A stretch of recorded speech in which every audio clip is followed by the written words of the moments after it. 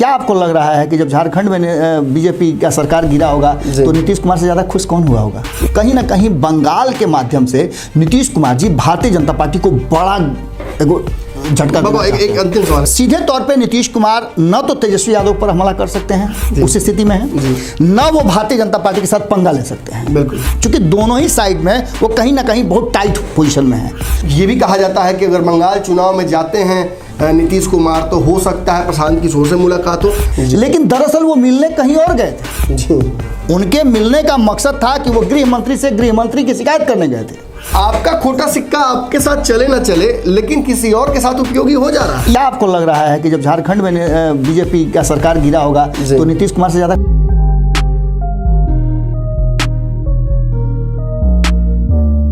नमस्कार, भारत लाइव देख रहे हैं आप। मानव सभ्यता के शुरुआत से ही वस्तु विनिमय यानी चीज़ों के आदान प्रदान करके बिजनेस शुरू किया गया था। बाद में जो आज आप रुपया देखते हैं ये यहाँ ऐसे ही नहीं था। इसकी शुरुआत हुई थी ढेला कौड़ी से। ढेला कौड़ी के बाद कुछ चांदी के सिक्के आए, फिर अशरफियाँ आई, फिर अन्य बहुत सारे विनिमय के तरीके आए। मौजूदा जो हम देखते हैं वो भी पिछले साल बदल गया था प्रारूप हमारे यहाँ के रुपये का भी डिमोनेटाइजेशन के बाद। तो अब जो आप रुपया देखते हैं वो अंतिम फॉर्म है, लेकिन अब वर्चुअल करेंसी भी आ गई है। बिटकॉइन और अन्य माध्यमों से आप वर्चुअल पैसे का भी लेन देन कर सकते हैं। अब आप सोच रहे होंगे कि ये सब ज्ञान मैं आपको क्यों दे रहा हूँ सुबह सुबह, तो चाय रखिए बगल में और देखिए हम दोनों के चेहरे को। एक बड़ी खबर फिर लेकर आए हैं। ये पंचनामा है, चीरफाड़ करेंगे खबरों की और आपको बताएंगे कि आखिर चल क्या रहा है। हेडलाइन तो आपने देख लिया है, इसलिए आपको समझ में आ गया होगा कि बात कुछ राजनीतिक ही है। बिल्कुल सही है आप, 1 नंबर आपको पॉइंट मिलता है। मौजूदा स्थिति में राजनीति में एक और सिक्का चलता है, एक और करेंसी चलती है, जिस करेंसी को कहते हैं एक दूसरे पर एहसान करना। जैसा कि भाजपा ने नीतीश कुमार के ऊपर किया था। अरे बाप रे, ये क्या मैं भूल गया, ये बात तो बोला था कल, तो बाबा इसी पर तो फोन आया था मुझे जी, लगातार बहुत ज़्यादा डांट पड़ी थी मुझे। जी जी जी, दर्शक थे लेकिन पता नहीं क्यों लग रहा था कि जदयू के कार्यकर्ता भी थे। खैर जो भी हो, आपका जो भी डांट फटकार था वो सर आँखों पर है मेरे, लेकिन मेरी जुबान मेरी है, आपकी नहीं है, तो मैं बोलूँगा अपनी ही बात। चलिए शुरू करते हैं आज का पंचनामा। बड़ी खबर यह है कि नीतीश कुमार बिहार में अपनी ताकत को संचित कर बढ़ाना चाहते हैं। नीतीश कुमार इसके लिए कई हथकंडों का इस्तेमाल करना चाहते हैं, लेकिन ये बात हम अच्छे से जानते हैं। मौजूदा विधानसभा की अगर स्थिति हम देखें तो नीतीश कुमार कोई भी जोड़ तोड़ करके भाजपा से अलग हट के सरकार नहीं बना पा रहे हैं, अन्यथा कि वो सीधा यू टर्न ले और उसके लिए राजद को भी तैयार रहना होगा, लेकिन ये संभव फिलहाल नहीं लग रहा है। तो ऐसे स्थिति में नीतीश कुमार कब तक इस तरह से भाजपा के समक्ष चल सकते हैं? विवश हैं, डिजेक्टेड हैं, कहीं ना कहीं परेशान हैं और सरकार भी चलानी है बाबा जी। ये भी अपने आप में एक बड़ी चुनौती है, क्योंकि चेहरा तो नीतीश कुमार का ही है। जनता आज भी ये बात, भले जनता ने ज़्यादा सीटें दे दी भाजपा को, लेकिन जनता आज भी तो चेहरा नीतीश कुमार का ही देख रही है। और चेहरा भी थे, विपक्ष भी तो हमला करेगा तो वो नीतीश कुमार पर ही करेगा जी। तो आखिर ऐसे में बड़ा मुश्किल हो जाता है कि जब आपके पास ताकत भी ना हो, उस ताकत को इम्प्लीमेंट भी करना हो और उस ताकत के इस्तेमाल से आपको चीज़ों को सुव्यवस्थित भी करनी है। अब कल ही नीतीश कुमार पटेल भवन पहुंच गए जी, पुलिस अधिकारियों के समेत डीजीपी की भी क्लास लगाई, फिर भी क्राइम कंट्रोल नहीं हो पा रहा है। बिहार के एक बड़े राजनीतिक विश्लेषक ने, आज मैं उनको फॉलो करता रहता हूँ बाबा, मैं नाम उनका नहीं लूँगा यहाँ पे, लेकिन उन्होंने आज एक बड़ा फेसबुक पोस्ट लिखा है जिसमें उन्होंने बहुत व्यवस्थित तरीके से समझाया है। तो उसमें उन्होंने कुछ जिक्र किया कि नीतीश कुमार की गलती नहीं है, जो प्रशासनिक अधिकारी हैं उनकी विफलता है। मैं बहुत हद तक इस बात से इत्तेफाक रखता हूँ, लेकिन कहीं ना कहीं नीतीश कुमार जब भी उन्होंने बिहार में मीटिंग्स की हैं जी, उसका असर पड़ा है। हालांकि नीतीश कुमार के साथ एक समस्या है, चेहरा चमकाना ज़्यादा पसंद करते हैं और इसी चेहरा चमकाने में, जैसा कि मैंने पहले भी आपको कहा है कि होड़ में ही कहीं ना कहीं गलतियां हो जाती हैं। लेकिन छोड़िए, हम इस बारे में चर्चा नहीं करेंगे। हम चर्चा करेंगे कि आखिर नीतीश कुमार करें क्या, कौन सी ऐसी राजनीतिक चाल चलें, कौन सा ऐसा समीकरण समावेश करके ले आए कि जिसकी वजह से बिहार में उनका सिक्का भाजपा से मजबूत हो। बाबा, लोग कहते हैं कि उपेंद्र कुशवाहा जो और भी नेता हैं, लिस्ट लंबी है, जो नीतीश कुमार से इधर बहुत नज़दीकियाँ जिनकी बढ़ी हैं, ये लोग राजनीति से ख़त्म हो चुके हैं, इनकी व्यक्तिगत जो राजनीतिक उपयोगिता है वो समाप्त हो चुकी है। कुछ हद तक ये बातें सही भी लगती हैं। तो ऐसे में ये बात तो स्पष्ट कहा जा सकता है कि मौजूदा राजनीतिक परिदृश्य के ये लोग खोटे सिक्के हैं। सबसे पहले तो हम क्षमा प्रार्थी हैं आप सभी से जिनको हम खोटे सिक्के का हमने चर्चा किया शुरू किया है जी। इसलिए कि अब आपने अपनी स्थिति वैसी बना ली है, इसलिए बना ली है कि जनता ने बना दिया। बिल्कुल आपने उस स्टेज पे अपने आप को ले आकर खड़ा कर दिया है कि आपको छांटने और बिनने और चुन करके अलग हटाने की जरूरत पड़ रही है जी। तो कहीं ना कहीं लगातार ये कोई बिहार के राजनीति में आप देख लीजिए, चाहे केंद्र की राजनीति में आप देख लीजिए कि आप उस कुनबे से बाहर किए जाते हैं और छांट फटकार करके वही सामान निकाला जाता है जो आपके यूज़ के लायक नहीं हो। जी। तो कहीं ना कहीं उसके लिए एक चलने की ज़रूरत होती है, लेकिन वो चीज़ें हम सहेज कर रखते हैं, जानवरों को दे देते हैं जी। या ज़रूरत पड़ने पर उसका किसी न किसी रूप में उपयोग करते हैं, उसे फेंक नहीं देते हैं जी।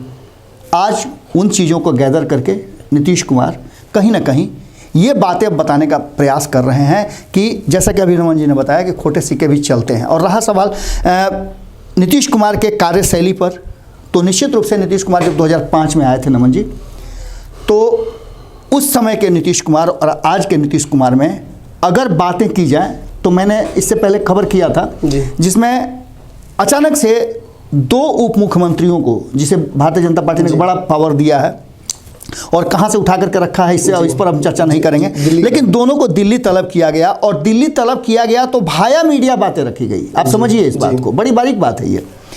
कहा गया कि राष्ट्रपति महोदय से मिलने गए हैं और प्रधान सेवक जी से मिलने गए हैं, लेकिन दरअसल वो मिलने कहीं और गए थे। उनके मिलने का मकसद था कि वो गृह मंत्री से गृह मंत्री की शिकायत करने गए थे। बड़ी महत्वपूर्ण बात है कि केंद्र के गृह मंत्री से राज्य के गृह मंत्री की शिकायत करने वो गए थे जिनके पास ये पूरा प्रशासन है और 2005 से अलग है 2020 की स्थितियां, ये भी बताने गए थे। एक बात तो स्पष्ट है कि भाजपा नीतीश कुमार पर किसी तरह का संयमित हमला करने से एकदम बच नहीं रही है।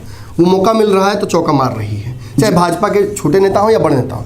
बात यहाँ यही है, मैं संयमित हमले की बात कर रहा हूँ। अगर असंयमित हमले की बात होती तो टूना पांडे, गिरिराज सिंह और ऐसे दिग्गज नेता हैं जो कि इंतजार में बैठे हुए कि बस खाली उन्हें मौका मिले। बिल्कुल नमन जी, आप देखिए ना कि नीतीश कुमार वो बातें नहीं कह सकते हैं, वो बात कहने के लिए अपने खोटे सिक्कों को जुटा रहे हैं जी, कि खनखनाहट बढ़ी रहे और कुछ काम में आवे चाहे नहीं आवे। तो ऐसे भी देखिए बाबा, इसको इस तरह से भी समझा जा सकता है कि नीतीश कुमार के लिए वो व्यक्ति उपयोगी हो गया, वो खोटा सिक्का जो कि तेजस्वी यादव ने खोटा सिक्का समझकर छोड़ दिया था। हम बात कर रहे हैं मांझी जी की। बिल्कुल ने इस बात में कोई दो राय नहीं है। आज भले ही उपयोगी हो, आज भले ही उनके पुत्र को मंत्रालय मिला हुआ हो, आज वो एनडीए के साथ बैठकर और डोरे भी डाल रहे हैं, पिताजी फोन भी कर रहे हैं, सुख भोग रहे हैं। लेकिन एक बात स्पष्ट है कि इन्हें खोटा सिक्का मानकर तेजस्वी यादव ने कब तक बाहर छोड़ दिया था। इन्हें ही नहीं, आप देखिएगा तो जो बाकी दोनों सहयोगी थे, कुशवाहा हैं या फिर मलाह, इन दोनों को बाहर कर दिया गया। बिल्कुल खोटा सिक्का साबित कर दिया गया था। लेकिन देखिए राजनीति की ये, और 2019 में जिसको खोटा सिक्का समझ करके अपने साथ नहीं रखते थे वाम दल, वो इस बार बेहतर प्रदर्शन कर गया, चल गया। वही मैं कह रहा हूँ, आपका खोटा सिक्का आपके साथ चले ना चले, लेकिन किसी और के साथ उपयोगी हो जा रहा है। ये इस तरह का है नमन जी कि भारत की करेंसी इंग्लैंड में जाने के बाद एक्सचेंज कराना पड़ती है। बिल्कुल उसी तरह का कुछ ये बात है। सीधे तौर पर तो नहीं, सीधे तौर पे तो चलेगा नहीं। आप बगल में नेपाल आप चले जाइए, वहां जाकर के आपको पैसे का फेरबदल करना पड़ता है और तब जाकर के वह पैसे चलते हैं, माने आपको वहां जाकर के खोटा हो जाता है। तो सवाल अब वही खड़ा होता है, कितनों बदलेगा सिक्का, लेकिन फिलहाल तो खोटा है। इन सिक्कों से नीतीश कुमार मजबूत हो पाएंगे। देखिए बिहार की राजनीति को आप जातिगत वोट विभाजन के तहत समझिए।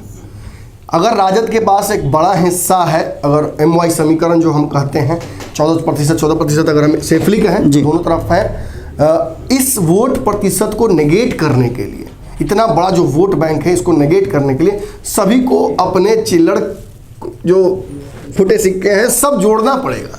भाजपा के पास भी मौजूदा स्थिति में एक बड़ा वोट बैंक है जो कि राजद के बराबर ना हो लेकिन कुछ कम जरूर है।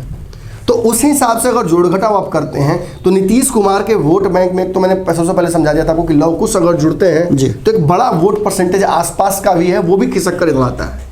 लेकिन सवाल वही आता है बाबा कि क्या इन खोटे सिक्कों की बदौलत नीतीश कुमार बिहार में अपनी ताकत बढ़ा सकते हैं?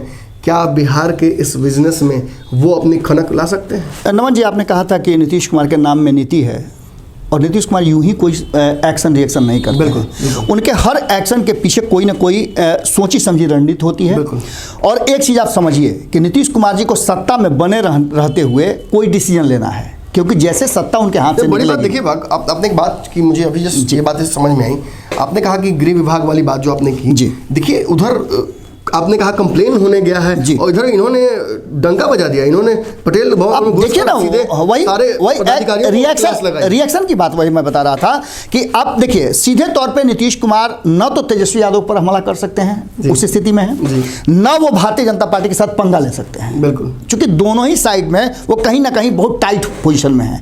तो उसके लिए उनको लोग चाहिए, और वो नए लोग ही हो सकते हैं जिन लोगों को खोटा समझा जा रहा है। उन लोगों को जुटाने के पीछे कारण यही है। आप आज देखिए कि आज ही अभिषेक मिश्रा ने एक इंटरव्यू लिया है, कल देखा होगा आपने उस इंटरव्यू को, उपेंद्र कुशवाहा का। उपेंद्र कुशवाहा ने साफ तौर पे ये बातें तो नहीं कही कि क्या करने जा रहे हैं, क्या योजनाएं हैं, लेकिन उन्होंने एक बात जरूर कही है कि चुनाव होने का एकदम बिल्कुल अंदेशा मुझे भी है जी। तो ये बड़ी बात हो सकती है, और ये बड़ी बात तब जाकर के और बड़ी हो जाएगी जब इन सबको लेकर के नीतीश कुमार अगर उस दिशा में सोच रहे हैं कि वो कुर्सी पर रहते हुए अगर बिहार में चुनाव करा देते हैं जी, तो उनके लिए एक प्लस पॉइंट तो होगा ना। बिल्कुल। और एक योद्धा की तरह वो गिने भी जाएंगे। बिल्कुल। क्योंकि उपेंद्र कुशवाहा एक योद्धा की तरह ही छोड़ करके आए थे मंत्रालय जी। भले हार जीत अलग बात है, जितनी बार उपेंद्र कुशवाहा को गिरना पड़ा है, जितनी बार उनकी पार्टी का विखंडन हुआ है, फिर से माधव आनंद को लाने की जरूरत महसूस हो गई है, इन सबके पीछे कहीं ना कहीं कुछ तो बातें हैं बिहार में। बिल्कुल त्याग की राजनीति करते हैं जी, एक बड़ी बात है, कहीं जहर पीने की राजनीति करते हैं, उन्होंने कहा भी था जी। और ये थोड़ा विरल है, बिहार की राजनीति में थोड़ा विरल है। लेकिन एक बात मैं फिर पूछूंगा, और भी कई लोग हैं जो कि इस वेटिंग लिस्ट में हैं, नीतीश कुमार के साथ आना चाहते हैं। अरुण कुमार का नाम बीच बीच में आ जाता है, फिर अरुण कुमार का, नागमणि का है, नरेंद्र सिंह का नाम है, इन लोगों का नाम आता है। ये भी कहा जाता है कि अगर बंगाल चुनाव में जाते हैं नीतीश कुमार तो हो सकता है प्रशांत किशोर से मुलाकात हो। बहुत सारी रणनीतियाँ हैं, लेकिन फिर वही सवाल घूम फिर कर आता है बाबा कि इतने सारे कमज़ोर सिक्के, खोटे सिक्के अब तुम नहीं कह सकते क्योंकि आपने मना कर दिया है, तो इतने लोगों को जोड़ने से क्या नीतीश कुमार भाजपा के समक्ष बड़े हो पा रहे हैं? देखिए मौजूदा लड़ाई तो घर में ही जत पाने की है, बाद में विपक्ष से। नमन जी, सरकार में भले हों नीतीश कुमार, लेकिन उनकी लड़ाई तो निश्चित रूप से या तो नीतीश कुमार से लड़ाई होती है, या फिर नीतीश कुमार की बीजेपी से लड़ाई। Different versions of Nitish Kumar. बिल्कुल, नीतीश कुमार से लड़ाई, और नीतीश कुमार भी उस समय का इंतजार कर रहे हैं। क्या आपको लग रहा है कि जब झारखंड में बीजेपी का सरकार गिरा होगा तो नीतीश कुमार से ज़्यादा खुश कौन हुआ होगा? जी। आप समझिए ना कि जब दिल्ली में के बहुत चालाकी से आके बैठ गए थे बिल्कुल में, आप गए तक नहीं थे, देखा तक नहीं। जब स्कूल में नहीं होता कि बच्चा सब आता है बाबा, पटाखा लगा के बाथरूम असेंबली में खड़ा होता है हाथ जोड़ के, फूटे तो कहेगा कौन फोड़ा है, मास्टर खोजते रहते हैं, मिलता ही नहीं है। बिल्कुल, आप उसी तरह से समझिए ना कि दिल्ली में जहाँ दिल बसता है जी, आप उस दिल्ली को आप बताइए ना कि सत्ता में आने के बाद कई प्रयास करने के बाद, 3 बार प्रयास के बाद भारतीय जनता पार्टी क्या दिल्ली अपना पाई? नहीं अपना पाई। और मनसा ये भी है कि बंगाल में भी लड़ेंगे। अरे आप समझिए ना, यही तो बातें हैं, यही वो बातें हैं। एक बार फिर से कहीं ना कहीं बंगाल के माध्यम से नीतीश कुमार जी भारतीय जनता पार्टी को बड़ा झटका देना चाहते हैं। एक अंतिम सवाल है मेरा, कहीं ये तो नहीं कि देखा उन्होंने कि बिहार में जिस तरह से चिराग पासवान ने उनको डैमेज कर दिया और भाजपा सॉफ्ट है अभी भी चिराग पासवान को लेके, यही तो करने नहीं ना जा रहे हैं वो बंगाल कि चिराग वाले रोल में रहेंगे, भाजपा को डैमेज भी करेंगे और अच्छे भी बनेंगे। नमन जी, बातों में हम लोगों ने ये बात कर दी थी, हम लोगों ने ये कह दिया था कि नीतीश कुमार जी सीधे तौर पे ऐसे उंगली नहीं फेंकेंगे, तीर से हमला डायरेक्ट नहीं करेंगे, उसके लिए पंखा की हवा भी उनको चाहिए। 7 तरह के भीतर घात। बिल्कुल, वो लोग उन लोगों को ला रहे हैं कि वो लोग उन पर हमला करें, और नीतीश कुमार जी जैसे चिराग पासवान पर कुछ नहीं बोल रही भाजपा और वो लगातार नीतीश कुमार पर हमला कर रहे हैं, वैसे छत्रबों को ला रहे हैं कि वो सीधे बीजेपी पर हमला करें और नीतीश कुमार जी कहें कि सब कुछ ठीक है। जी, तो सवेरे सवेरे हमने आपके पूरे दिन का राजनीतिक कैप्सूल दे दिया है। इसके साथ आपको चाय निगलनी हो तो निगल लीजिए, अच्छा लगे तो शेयर कर दीजिए। ये राजनीतिक पंचनामा सुबह का लगातार चलेगा, तब तक चलेगा जब तक आप लोगों का प्यार और मोहब्बत मिलता रहेगा, मिल भी रहा है। अगर 2-4 लोग फ़ोन करके या कमेंट करके बुरा बोलते हैं तो कम से कम 200 लोग ऐसे हैं जो फ़ोन करते हैं और बताते हैं अच्छा लग रहा है उन्हें, हमारे जुगलबंदी जो राजनीतिक है इसका मज़ा वो लेते हैं। वो बताते हैं कि राजनीतिक जो हम विश्लेषण करते हैं जो थोड़ी फ्यूचरिस्टिक होती हैं, थोड़ा रिस्क लेकर हम करते हैं, उसको लेकर उनको बहुत अच्छा लगता है, वो बताते हैं। तो अगर आपको भी अच्छा लगता हो तो चैनल को सब्सक्राइब कर लीजिए। फेसबुक पर देख रहे हो तो वीडियो जरूर शेयर कीजिएगा और इस पेज को लाइक कीजिएगा, तो ये खबर जो है ना डेली आपको मिलती रहेगी। इसके अलावा भी हमारे एक और पंचनामा का शो होता है शाम का, वो भी देखिए। बाबा का खूंटा ठेक ठोक के एक शो आता है, वो देखा कीजिए। रातों रात जो खबर आती है हमारे सबसे पहले सुबह 7 बजे लग जाती है, वो देखा कीजिए, ताकि राजनीतिक रस अगर आपको चाहिए बिहार का तो वो आपको भारत लाइव पर ही मिलेगा। एक UPI नंबर है जिस पर आप कुछ भी सहयोग कीजिएगा, हमें अच्छा लगेगा। धन्यवाद। अगर ये वीडियो पसंद आई और वह बिहार के राजनीति और बिहारियत से सरोकार रखेनी तो सब्सक्राइब बटन दबा के चैनल के सब्सक्राइब कर ली। ओजे एगो घंटी बा, ओकरा बटन दबा देला से कुल सटीक और मारक खबर रुआ मुफ्त में मिल जाई। अगर रुआ पत्रकारिता के हमनी के नया प्रयोग में सहयोग कर चाहतानी तो ज्वाइन बटन दबा दी। पेटीएम नंबर नोट कर ली 9386816700। धन्यवाद।